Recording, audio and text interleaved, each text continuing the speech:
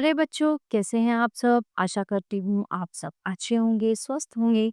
स्वागत है आपका इस कक्षा में। आइए आज हम पढ़ते हैं हिंदी व्याकरण का पाठ 7 सर्वनाम।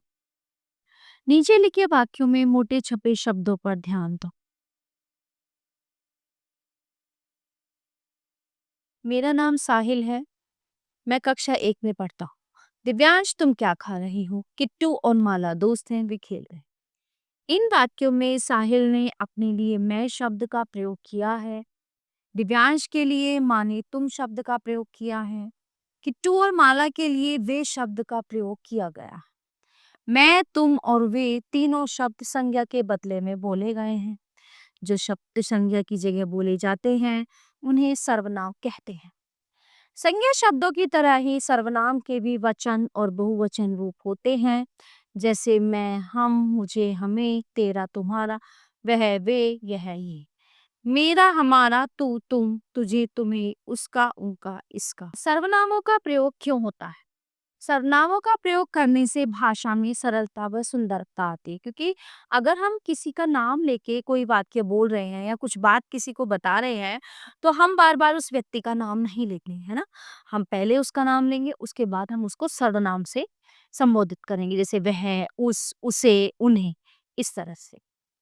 यदि एक ही नाम का प्रयोग बार बार किया जाए तो बहुत अटपटा लगता है। आप देखिए कैसे। जैसे सर्वनाम के प्रयोग बिना वाक्य। अमित और शिवांग दोस्त हैं। अमित और शिवांग को पार्क में जाकर खेलना पसंद है। अमित और शिवांग रोज साथ साथ पार्क में जाते हैं। अमित और शिवांग के माता पिता भी आपस में मेल जोल रखते हैं। अमित और शिवांग दोस्त हैं, जो सही है वो इधर है। देखिए क्या है, कैसे है, अलग है ये। अमित और शिवांग दोस्त हैं, उनको पार्क में जाकर खेलना पसंद है। वे रोज साथ साथ पार्क में जाते हैं। उनके माता पिता भी आपस में मेल जोल रखते हैं। ठीक है। सर्वनामों के उदाहरण।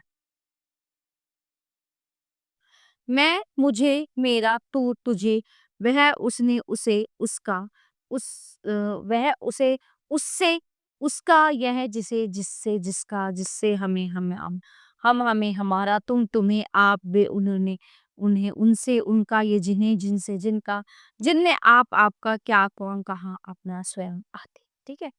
तो इस पाठ में हमने जाना कि जो शब्द संज्ञा के बदले बोले जाते हैं उन्हें सर्वनाम कहते हैं। सर्वनामों के भी एक वचन और बहुवचन रूप होते हैं। सर्वनामों का प्रयोग भाषा को सरल व सुंदर बनाता है। तो प्यारे बच्चों, ये था पाठ हमारा सर्वनाम, जो कि यहीं पे समाप्त होता है। आशा करती हूँ आपको अच्छे से समझ आया होगा। मिलते हैं अगली कक्षा में। धन्यवाद।